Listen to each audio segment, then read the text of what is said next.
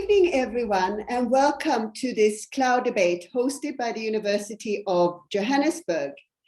For those of you who have been with us before, know that my name is Ylva Rodney-Gomede, and I am the head of the international office here at the university and also professor of communications in the School of Communications at the University of Johannesburg. Tonight, we are talking about something really fascinating and really interesting and slightly controversial to some, and the absolute future with a lot of hope for many, and that is cryptocurrencies. And of course, what are cryptocurrencies and how is cryptocurrencies affecting us in the age of the fourth industrial revolution? Well, these are some of the things that we are going to talk about tonight, including the broader thing about, is it a fad or is it a fad or is it fab? Fad or fab, sorry, colleagues. And with me tonight, I have a fabulous panel. And firstly, we have Professor Monica Singer, who is a professor of practice in the School of Accountancy here at UJ. And she's also the South African lead at Consensus. And she is very interested in particular in issues around blockchain. So we will talk a little bit more about that as well. We also have an astronaut he's brought an astronaut to the party, and he is the head of the business development of Binance Africa. A warm welcome to you, Brenton Necker. It's very lovely to have you with us. And we also have James Preston with us, joining us, as you can see, from outer space, from the NASA space station tonight, which I think is fascinating. That might say something about the future of cryptocurrencies as well. And he is the project lead for global crypto. It's lovely to have you with us as well, James. Thank you so much.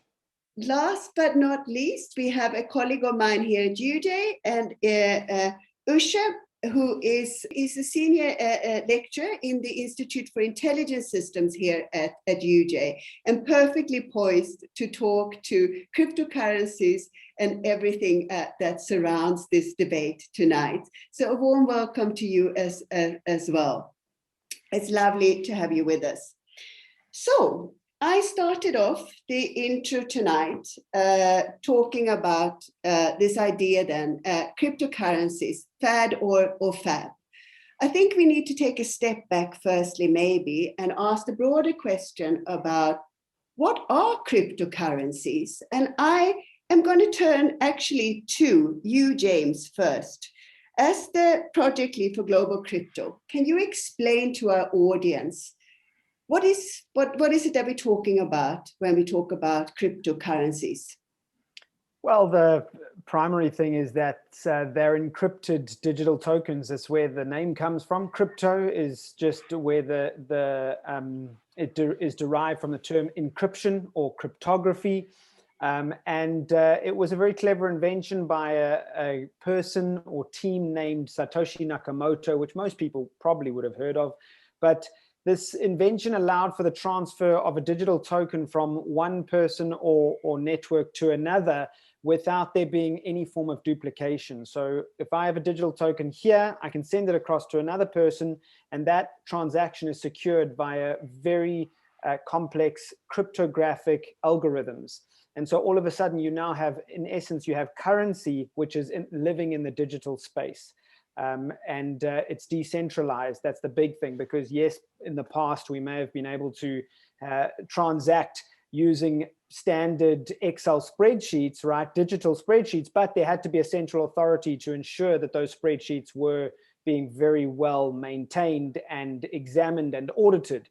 But through this encryption and cryptography, these networks can now be decentralized. And so cryptocurrency is a decentralized form of money, and really is arguably the future of how we transact. Mm. Monica, I'm going to turn to you as the sole woman on the panel this evening. So we'll talk a little bit more about that. But from your perspective, when we ask this question about, what cryptocurrencies are and how we explain it to the audience in lay terms. I mean, it used to be that money and currencies were coupled up and controlled by a central bank and measured against the gold standard or any other sort of, standard. And then, of course, it could be blown out of proportion when inflation hit and people started printing more money, basically. Are we moving away from that? Is that the ways of the past? So let's clarify. The money is not backed by anything. It's just a sentiment. As you know, Nixon took away the backing of the dollar against the gold. So it's all an illusion.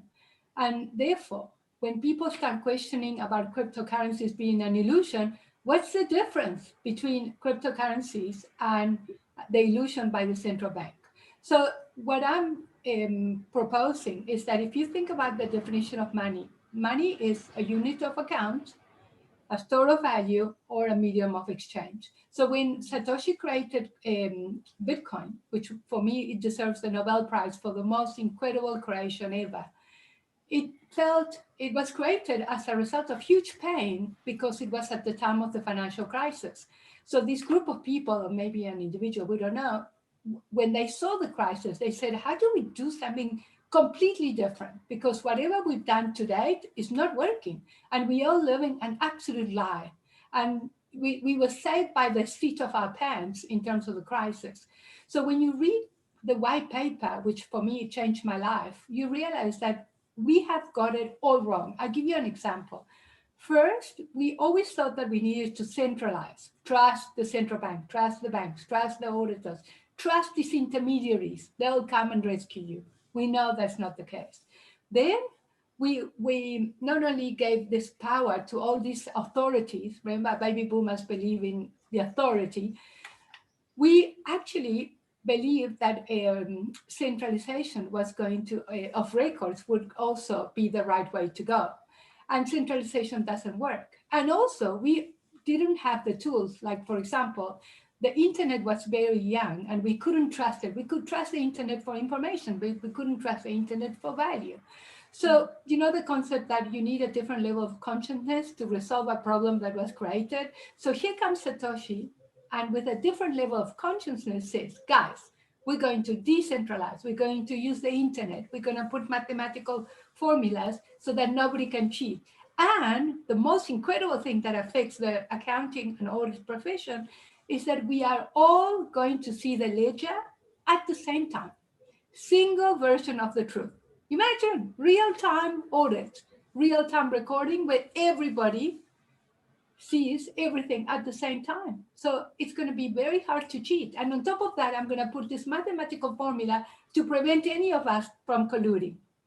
And on top of that, I'm going to decentralize these ledgers all over the world in the internet so that no hacker will be able to get to 51% of all these ledgers. The same ledger, but now replicated in the internet. And then I'm going to make this very open source so that all these people around the world will get inspired to change the world and improve the Bitcoin ecosystem. So if that's not better than one central bank that has proven time and time again to devalue the currencies, and I'm originally from Uruguay and South America, and I can tell you what I've seen is horrendous because the money has disappeared because the central banks have made banks disappeared all overnight, and people have committed suicide because their money disappears.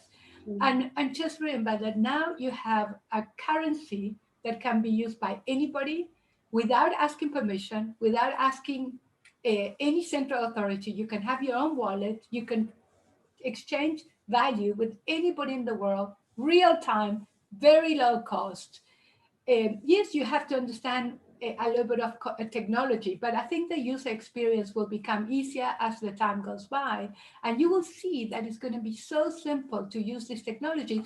And I can assure you that, mark my words, in the near future, you're going to have a wallet, your own wallet. And this is not me only. Everybody in the world will have their own wallets. And with a little finger, they're going to be able to swap real time. This coin for that coin, you know, no walled gardens, no regulation, no permission, no working hours, no public holidays. all under your control, under your desire for making money, or even gamble your money. Doesn't matter. But that ability to empower people to look after their own finances. You know, in the world, we haven't done that. First, we have left 1.7 billion people out of the economy. They're unbanked or underbanked. And on top of that, we created this incredible, crazy idea that women shouldn't know about finance because their husbands is going to look after them. Really? So this is a time that for the first time, we can empower everybody with simple technology that enables peer-to-peer, like James explained. And that for me has got much more credibility than trusting all these intermediaries where we put our trust forever in history. That has to change. Now we must empower people to trust themselves, and we must educate everybody to ensure that they achieve financial independence. We come back to that because I think that's a very important question, particularly in the context of an unequal society such as South Africa and many others, of course, throughout the global South and globally where wealth discrepancies are increasing. So we will ask that question in a bit. Is it really so that everyone can have access to these new digital currencies? I'm going to turn to you, Brenton. I mean, I imagine as a business developer, you would agree broadly with the sentiments shared by Monica. But what is your take on cryptocurrencies? Absolutely. So by and large, I mean, the audience is probably looking for a little bit of friction, but unfortunately, I completely agree with Monica. One of the, I think, problems with people's perspective on this is we've sort of been indoctrinated, like Monica said, into just outsourcing that trust and that sovereignty to third parties, right? And within currency, we see, just like we've seen, that our current monetary system doesn't work. But to the average person, we can't fathom not having an institution there or somebody managing this money. And that is what blockchain and cryptocurrency has largely provided to us. And I don't think there's any ambiguity in the fact that, like Monica explained and like James explained, it was created in, sort of like a phoenix from the ashes of the 2008 financial crisis, where this group of people, it's not just a matchup of time, they used the headline from a current newspaper at the time to explicitly state to us that this system is not working. This is a better way of doing things.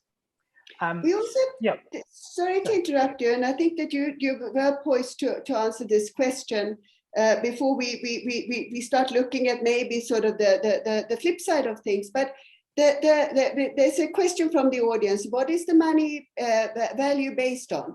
Is it demand based, or is it so that we only have a set amount of cryptocurrencies? Perfect. So I think what cryptocurrency by and large as a currency does is it returns us to hard money principles. And this brings back something very important that was mentioned in August of 1971.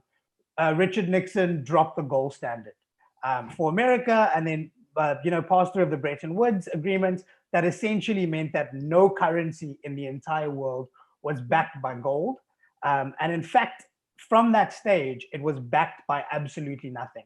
So our current vision of currency, and I think that comes down to that financial literacy, is that a lot of people don't know that. If you go and ask your aunt or uncle, what's the intrinsic value of currency? Oh, it's backed by gold. And we still get that answer today, which is incorrect. So I think you've got to look at that question in the context of what our current monetary system is, where you've got to ask, what is our current money backed by? So the only reason somebody will take your 10 Rand note or your 100 Rand note is because the government has said to everybody living in this land that this blue piece of paper is worth 100 Rand. When someone gives it to you, you will exchange for that 100 Rand worth of goods or services. And the issue with that is the centralized party is the one who controls the supply of this and essentially also demand, right? So in that market, we've got a centralized party who's essentially manipulating the value. If we think about value in the way we know it, right? Eco 101, supply and demand. But if you move over to cryptocurrency, and again, I disagree with this largely because I feel there are sort of intellectual backing that backs cryptocurrency and provable cryptography and mathematics. But let's just say both are backed by nothing, right? So we can come to this conclusion. Our current monetary system is backed by nothing, and digital currency is backed by nothing. If we then oppose the two systems, in one, the supply and demand is completely out of your control, controlled by a centralized party. But if we look at the cryptocurrency system, Bitcoin, for example, the supply is determined by open source software. So, for example, if you had to ask someone how much US dollars would be in circulation on the 5th of August, 2032, it would literally be the accuracy you'd get from a 5-year-old would probably be the same as the accuracy you'd get from a seasoned economist, particularly if we look at since COVID. But the amazing thing about Bitcoin is I can tell you with a very high degree of accuracy exactly how many Bitcoin there will be on August 5th, 2032 at 2 p.m., for example, with a high degree of confidence. And that's because the supply is controlled open source by a software protocol that everyone has access to. We might not all be able to understand it, but we all have access to it. It's completely transparent. So if we look at it in those contexts, our current monetary system is backed by nothing. Crypto, if it is backed by nothing, like we say, at least it has controlled supply. So there's true price discovery that happens there. I think that's how I would answer it. It's backed by the fact that it has scarcity. The supply is limited and it has transparency in the sense that there's not a central party who dictates how the network works, how much Bitcoin is created. I hear you. Yeah, no, thank you for that. And I'm going to, sorry, Monica, I'm going to let you come in. I just firstly would like to turn to Usha, my colleague here at UJ, and I'd like to phrase the question slightly differently. So we hear this, but is it really all that it's made out to be? Usha, is it really the future? Is this a credible alternative to more traditional currencies? What's your take on that? Thank you very much. I want to say first of all that I'm not a financial expert. So what I am is a researcher, and in research we try as much as possible to talk about technology, not about the application. So I can say that I'm not an expert in crypto, but when you talk about the technology on which crypto rides, that is blockchain, then that is where I usually come in. First of all, to know whether it is the currency of the future, we need to go backwards. How did we get here?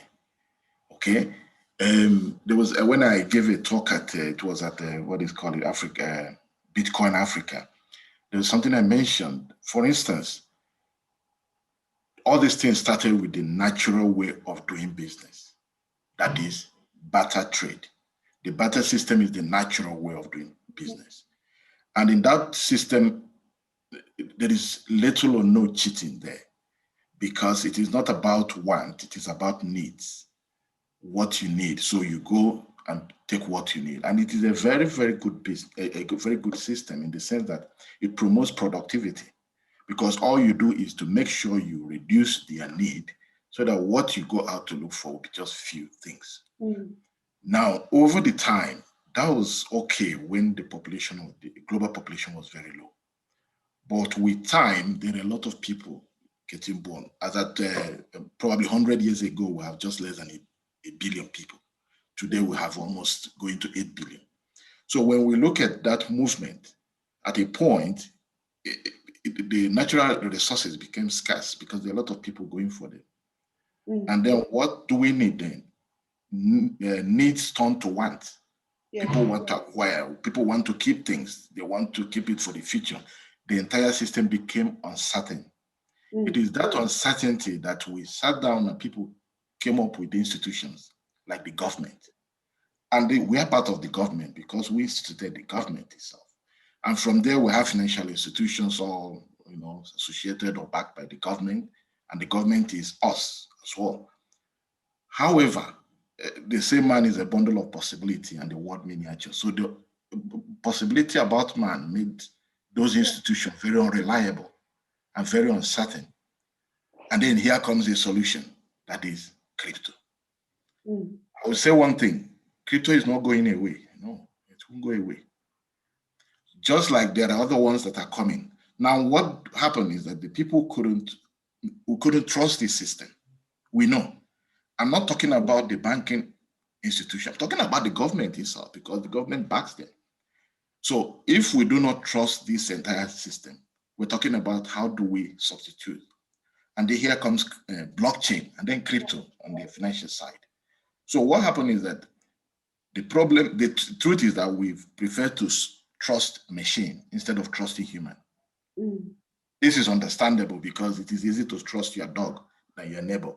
You know that. So when we get to that point, now the problem is that that institution, if you look at the crypto platform, you see companies like Amazon, PayPal, even MasterCard, a whole lot of them supporting it. But the biggest institution is saying no. Because that is the institution you want to change. Yeah. And they're going to fight. They're very strong. We know they're very strong. So they're not going, they've already brought out their own, the CBDC and the rest. So the issue now is, where do we go? What would the future portend? I think one of the things that is going to happen is that the government is not going anywhere, because even if you're changing that institution, financial institution, they're there. So anything you do, but eventually, like the way I look at the future, something has to happen. I remember in 2019, December, I was in a conference in Hawaii. We had a bunch of people who were discussing about the possibility of going online to teach and do things online. Nobody in that forum believed we would do that. 3 months after, we're all online. 3 months after that discussion, we're all online. And we probably we're all comfortable with it.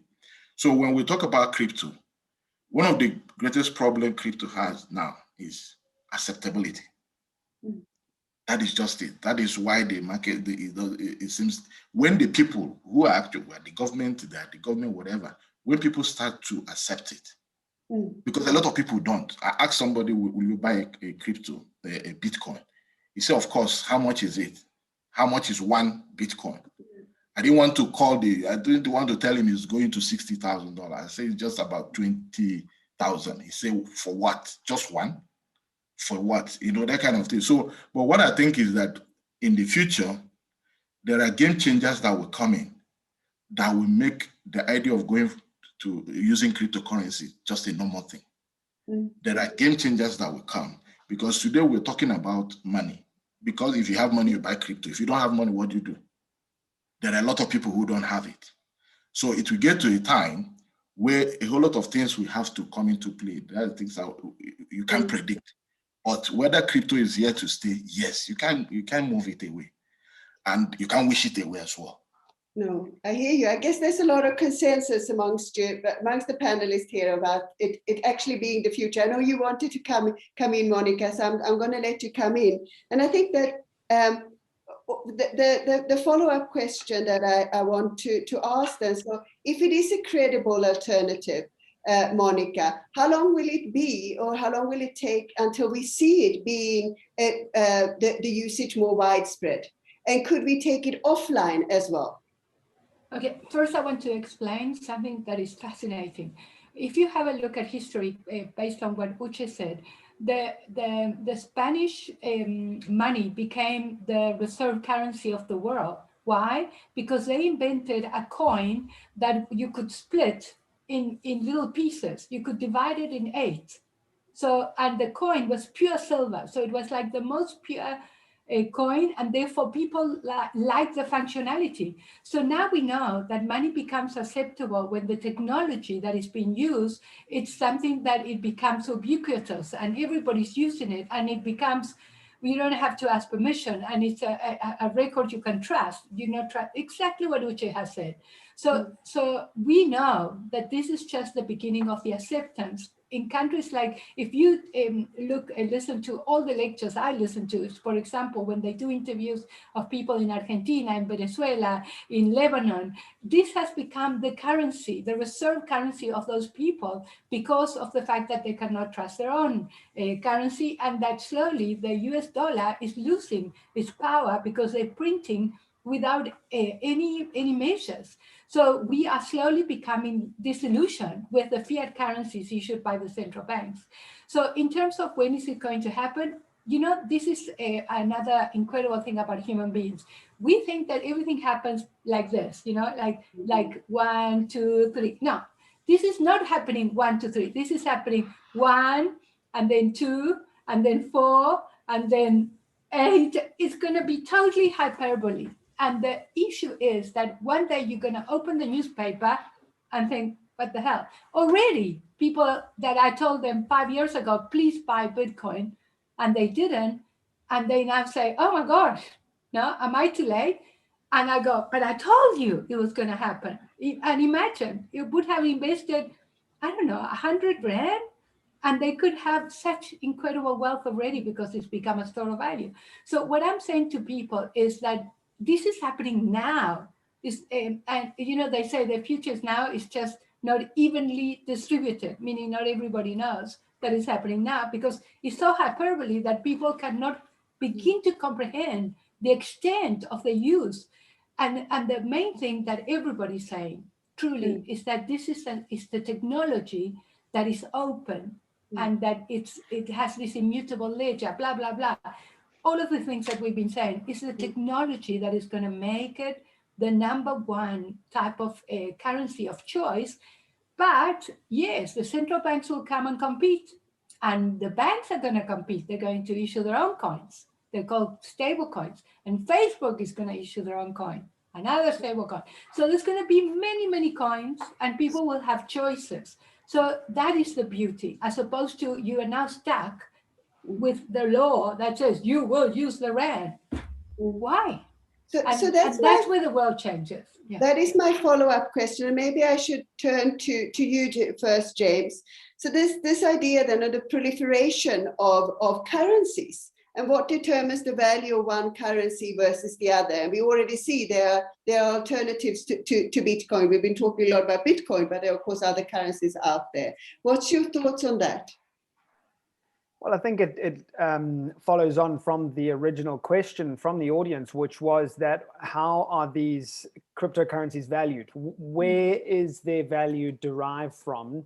And the bottom line is they are derived from the market. The market does decide the value. I mean, Bitcoin, Ethereum, XRP they could be worth $1. Bitcoin could be worth $1. It doesn't change the premise of what they are. Even, you know, why is $1 how much it costs to get a McDonald's burger, right, in the States, for instance? Why is that? Well, because 150, 200 years ago, when they first created the gold standard linked to the US dollar, gold purchased a certain amount of goods, right? And that goes back generations. It all is, economics is a social science. It all comes down to human social interaction. That's what economics are, and cryptocurrencies are based on economics. So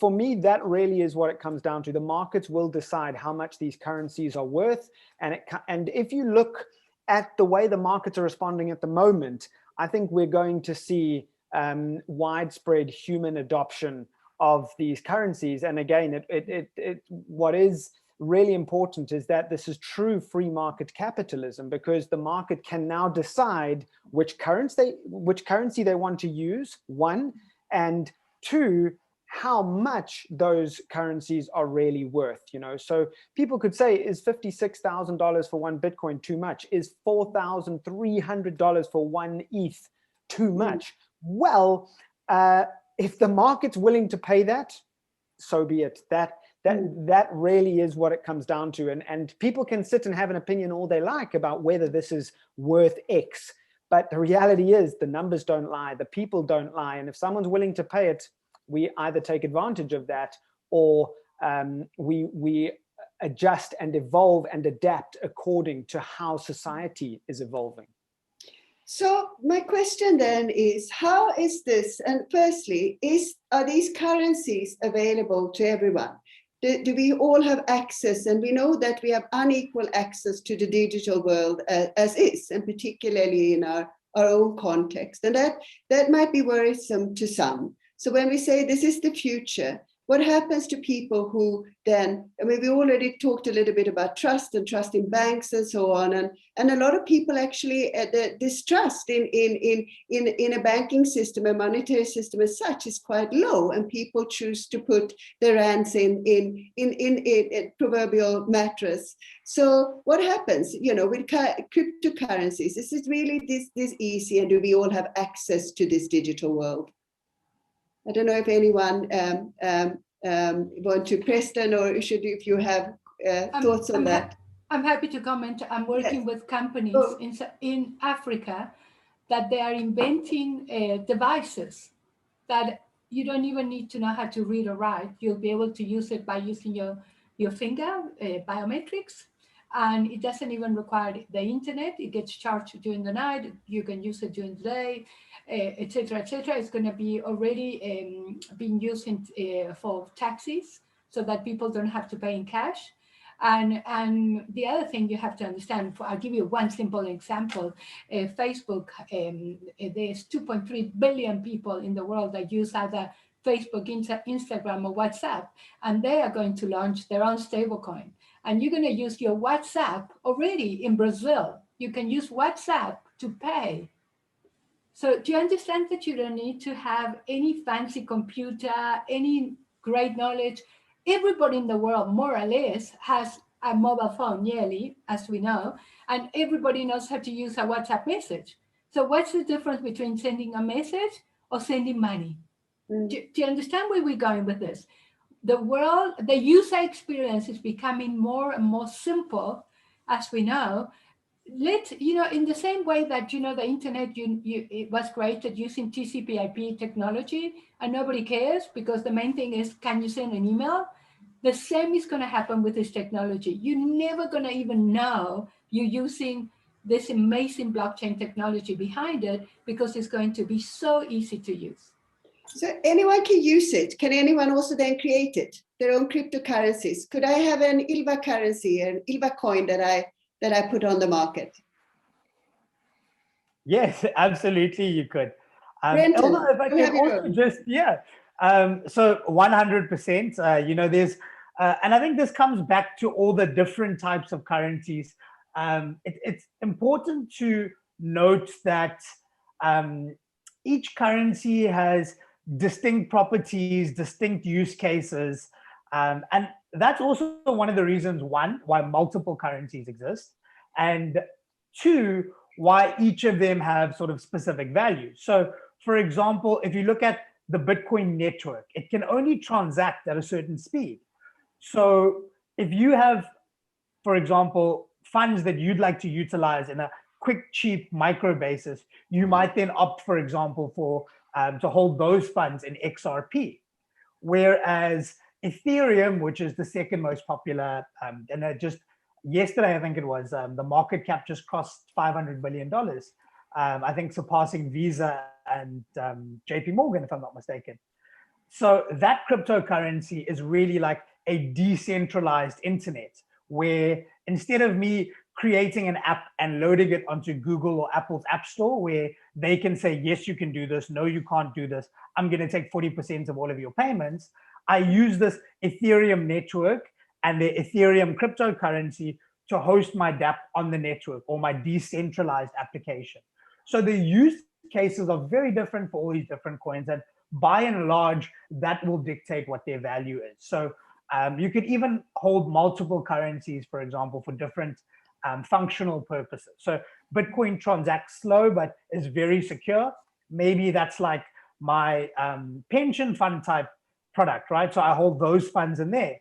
And then maybe I need to buy coffee every morning on my way to work, or pay for my taxi. And that sounds exceptional, by the way, Monica. I could potentially use like XRP, for example, and a little QR code wallet.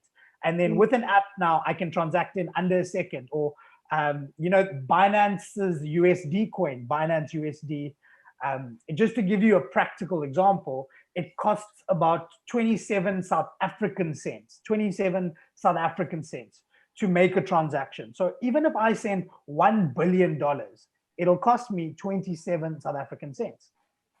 And it takes 3 seconds to occur.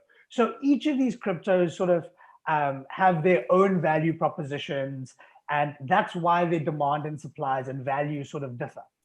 And if I can also just add something onto what Monica said, I love what she said about, you know, we can have this call right now because of TCP/IP, but nobody's probably even heard of that. And that's where we haven't even begun to see the potential of this market. So the internet, for example, before it existed, you know, about 20 decades before the browser, I'm sorry, not 20 years, sorry, before the browser, but nobody was really using it. And the Netscape and the browser wars, that really gave people a simple way to access this new technology and use it without thinking about command line interfaces and you know, the underlying protocols. And that's what we've yet to see. Those, like Monica said, one day you'll pick up your phone and before you know it, 2.3 billion people will be using cryptocurrencies seamlessly. And we're just in that phase, in my opinion, at the moment where the user experience is being built out to a degree where, you know, Brenton or Uche or Ilva can just pick up their phone and decide they want to send $300 to her son, who just got a great engineering job overseas. And you can do it at 11 o'clock in the night in 3 seconds, and it costs you 10 cents.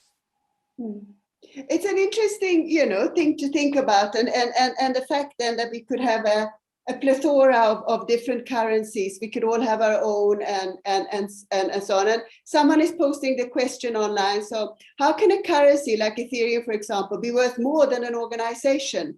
Isn't that like saying the dollar is worth more than the Nescafe taken together or any big organization, you know? And I think that these are some of the things that are worth thinking about. But I want to change the discussion a little bit. So I think it's important to think about this idea of whether it's accessible to everyone and how quickly we will move forward into a world where we only trade in digital currencies, for example. It's an interesting thing to think about. But for now, online and the online world, and we know that there are a lot of trappings here. So a lot of people will say, but isn't this just cryptocurrencies kind of feeding online crime, being used for online crime, money laundering, etc.? What's your thoughts on that? I don't know, James, and if you have any particular thoughts on that? Online crime and use of cryptocurrencies. You know, it's a tough one because I understand the regulators. I mean, I've had conversations with bankers, you know, even the various blockchain R&D departments of certain banks, and they have very valid reasons for why there is so much regulation around preventing money laundering, around preventing all kinds of financial crime. And so, you know, I understand that governments and states exist to protect the people and protect the citizens. But at the same time, criminals will do whatever they can, right? I mean, whether there's regulation or not, whether there are cryptocurrencies or not, criminals will do and find a way to get their value across the border or in the hands of their operators, etc. Cryptocurrency is just one of the channels right now that is fairly easy for them to utilize at the moment, you know. But if there was no cryptocurrency, it would not stop their crime. They would still be doing the crime, and they would just find another channel to transact, right? So just because cryptocurrency is an easy channel for them to transfer value doesn't mean that cryptocurrency is bad, right? Cash today, gold, commodities, they all are used by criminals, all of them. You know, I mean, we've all heard the stat of a certain amount of $20 bills have a percentage trace of cocaine on them, right? So there really is, it's not an argument against cryptocurrencies, in my opinion, because just because a few bad actors are using it for nefarious reasons doesn't mean that the use itself is a bad one.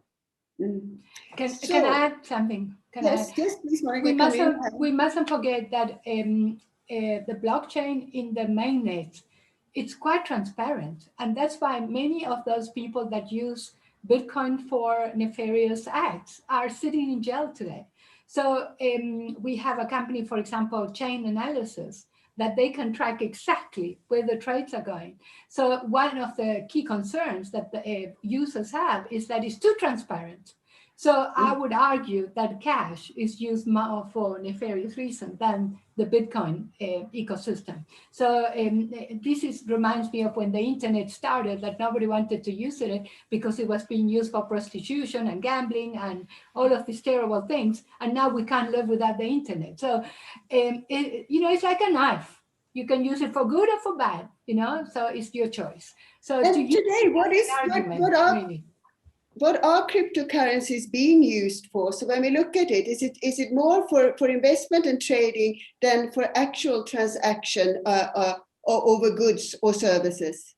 I'm going to answer very quickly, and then I'm going to hand over to Brenton because he'll have a lot to say about this. But for me personally, most of my income is paid in cryptocurrency.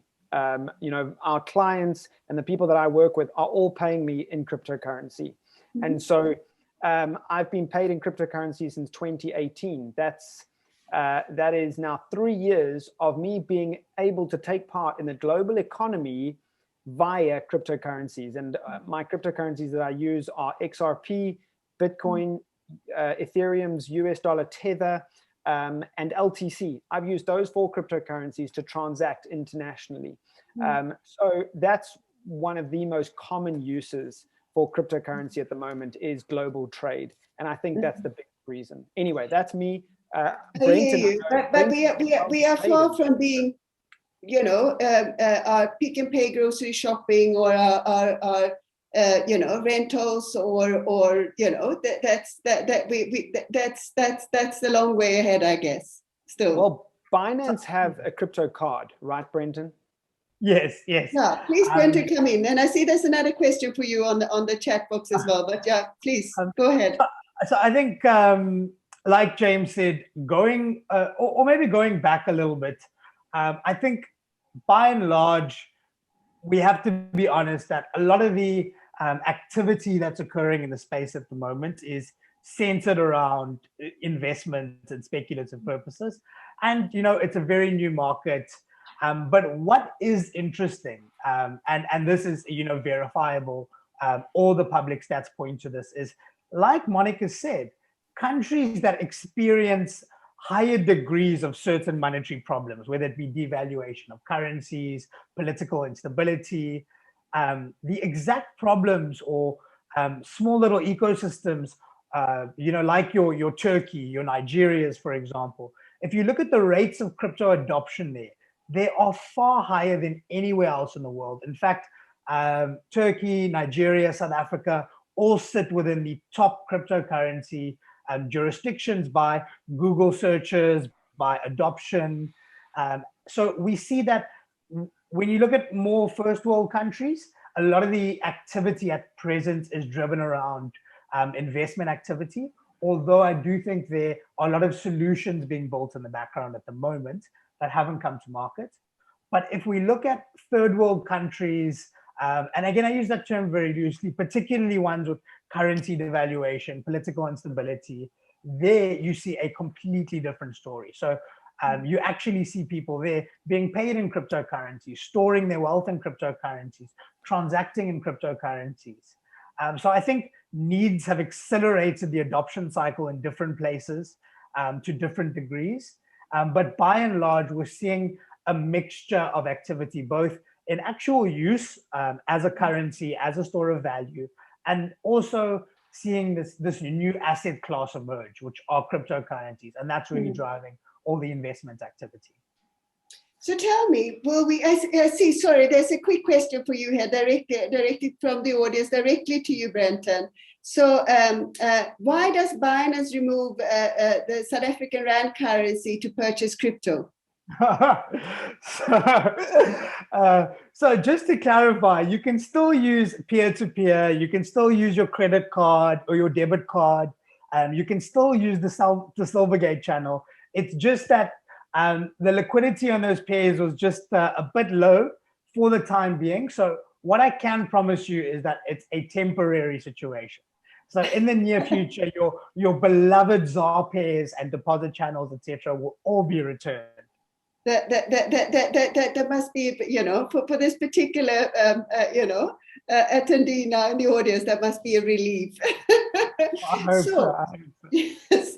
So we've talked about this, as the future, you answered the question about, we see the global trend, and James, you talked to that about being in cryptocurrencies and so forth. But it seems that there is an agreement here about cryptocurrencies being the future.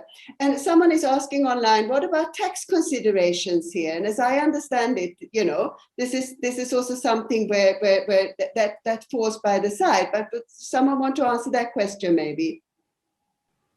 I can come in. You know what? I'm a chartered accountant, so I think I saw the other day a very good tax opinion.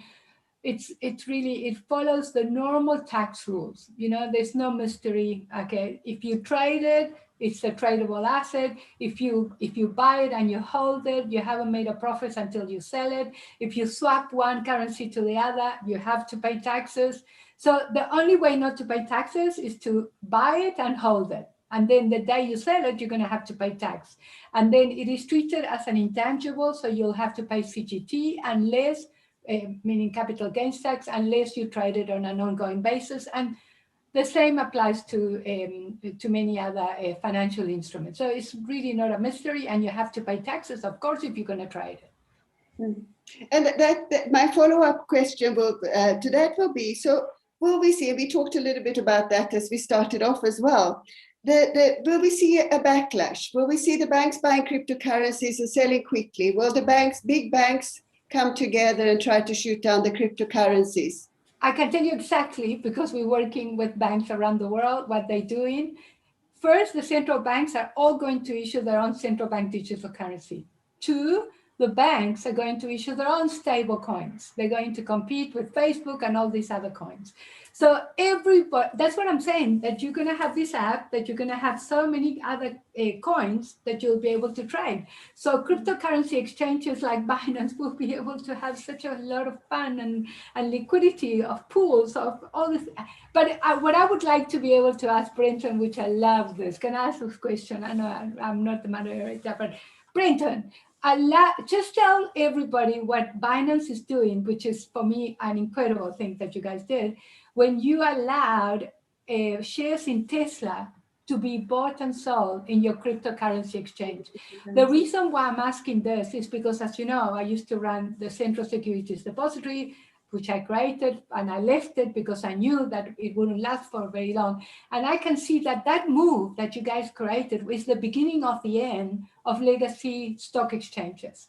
Because if you can buy and sell a listed share in your cryptocurrency exchange, which is real time, very low cost, fractionally owned, no need for unit trust anymore. Who wants a unit trust that is so expensive and so unsure of the value and the cost involved in this unit trust industry? And now you can go to a cryptocurrency exchange and buy fractionally Tesla shares and many others. Why would anybody go to a legacy stock exchange? So I would love you to talk about that. Thank you. I knew we were going to come to Tesla and Elon Musk at some point during the conversation. Yeah, no, do go ahead, Brenton. Yeah, so absolutely, Monica. I personally feel that this is, just to give you some context, my background is in traditional finance as well. So this is an area I really felt was ripe for disruption. And what Binance did was we introduced tokenized equity. So it's still the exact same instrument that you're used to, right? You get dividends, you're exposed to capital gains, but by tokenizing it and adding it to our cryptocurrency exchange, it now firstly provides anybody anywhere exposure to Tesla. So I have friends who are in private wealth in South Africa, work for financial services providers. And even if a client wants exposure to certain assets, even Bitcoin, it's very difficult to give it to them. And that's just, counterintuitive. It's my money, which I should be able to put it where I want. Now, with the cryptocurrency exchange offering tokenized equity, me as a student, 20-year-old me with 200 Rand in my Binance wallet, I can get exposure to Tesla for just that 200 Rand, not the prohibitive cost of an entire share. The same thing with MicroStrategy. And when you pair this with I think the efficiencies cryptocurrency exchanges have already brought to the trading infrastructure. So, I mean, if you look at our fee structures, significantly lower than your traditional financial institutions. Your market access. So we trade 24/7, 365. Christmas Day, New Year's, Hanukkah, you can trade whenever you want.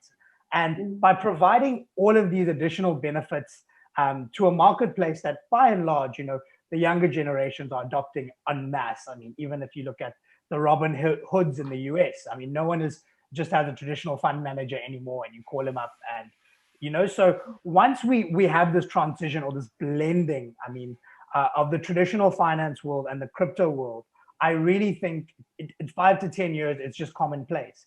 Every person has an app and they've got a full portfolio there, including, financial assets, crypto assets, and it's all managed by themselves, minimal fees, no sort of barriers to entry. And even somebody with 1,000 Rand can now go and set up a sophisticated financial portfolio. I hear you. I mean, it's interesting. I mean, we're coming towards the end of the show. We're going to run out of time, and we're just, getting into very, very interesting questions. And there are a lot of questions on the chat around capital gains and SARS regulations, for example, whether the Capital Gains Act has been amended. I think we don't have enough time to go into all of the ideas around policy and regulation, unfortunately. But that's really, really interesting. I'm going to come back a little bit to some of the issues around safety. I mean, we in our next cloud debate, we're actually going to talk about hacking. And Usha, I'm going to turn to you here in terms of the algorithms that underpin these cryptocurrencies. What happens then when you hack a cryptocurrency? And can you hack a cryptocurrency? No, not really. You can't really hack cryptocurrency. We are talking about blockchain. You can't really hack blockchain. So the idea of hacking blockchain is out of question. The only thing is, it's about control, because we know the way the mining of crypto and the other values. Because when we talk about this, we talk about crypto is just one aspect of it. There are a whole lot of application of the blockchain technology. You can't hack it. No, because the way the technology is in such a way that you can't. But that doesn't mean that it is not possible. Theoretically, you can hack it, but practically, no. Theoretically, in the sense that if you're able to take control of every single miner. But what is actually going to happen is that as the day goes by, a lot of people get involved in the system. The more people come into this network, the more almost impossible for you to hack it. So in terms of hacking it, no. The only thing is that if you lose your wallet or your wallet identities and stuff like that, that is when you have a problem. But if you don't lose it, no, you can't practically hack it. So the safety of trading with, maybe that's a different way of phrasing it. The safety of trading in cryptocurrencies will be safer than me trading through my normal bank card online, for example. So I think this is where a small sort of difference comes in about what we were talking about earlier. So the real difference is when we use centralized parties, we outsource the trust to them, right? If anything goes wrong, I phone customer service and they verify it's me and they set a new password for me, or they recover my assets, or I phone the bank and I say, hey, you know what? I made a mistake. I used the wrong number when I was doing an EFT. It's supposed to be an 8 instead of a 9, and you can reverse that transaction. But with cryptocurrency in general, you now take ownership of the admin rights of all of your funds. So you are the customer support. You are the sales service. So it's as safe as you make it. And I think it's the same with your cryptocurrency trading account and exchange. So there's a lot of methods that are sort of default for a lot of exchanges, things like two-factor authentication, things like whitelisting IP addresses, whitelisting withdrawal addresses. So there's a lot of tools that are available to you that make your crypto trading experience almost impenetrable. And then with respect to the cryptocurrency networks themselves, as long as you handle that information and store it correctly, you're perfectly fine. So as long as you put the right steps in place, because a lot of the responsibility falls on you, then yes, it is much, much safer. Like a lot of of course, in the online world where we have to take responsibility for protecting passwords and protecting ourselves and a lot of privacy issues, of course, as well. Colleagues, we are running out of time. I have a sense that we wearing on the fab side here rather than the fad side. The cryptocurrencies I get the sense are definitely here to stay, and how widespread they will become or how quickly they will become widespread, I guess, is a different thing. And we're talking about a world where we're trading much more the global trading front than maybe, as we've said, than paying our rent or swiping a card when we take a local combi taxi, as we do in South Africa, many of us. But any last words? And I'd like to just a quick comment about what the future holds. How quickly do you think we are going to be seeing widespread trading in cryptocurrencies? James, we'll start with you. Oh, it depends how you define widespread trading. I mean, we are now seeing huge listed companies in the USA now declare to the SEC that they hold Bitcoin on their balance sheet. Cryptocurrency trading volume-wise is up, I think at last check, something like 100x since a year ago. And that's global volume. So I think we're going to see pretty much crypto as mainstream within 2 years. Crypto will be mainstream within 2 years.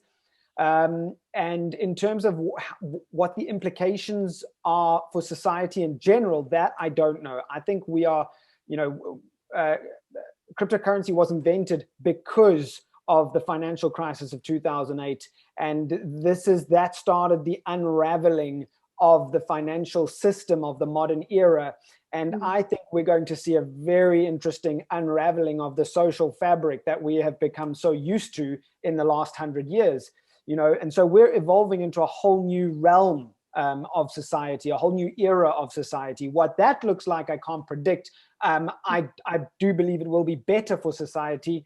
And in my opinion, cryptocurrency is already here to stay, and it is widely adopted as it is. It's a lot of technological sort of determination here in this. And Monica, just very, very quickly, are you in agreement? 2 years from now? Well, 2 years from now, it depends who you are, because for James, it's happening now. Do you see my point? So As I said, the future is here. It's just not evenly distributed. So some people will wake up earlier, others will wake up later. But eventually, we will all be part of this new technology revolution.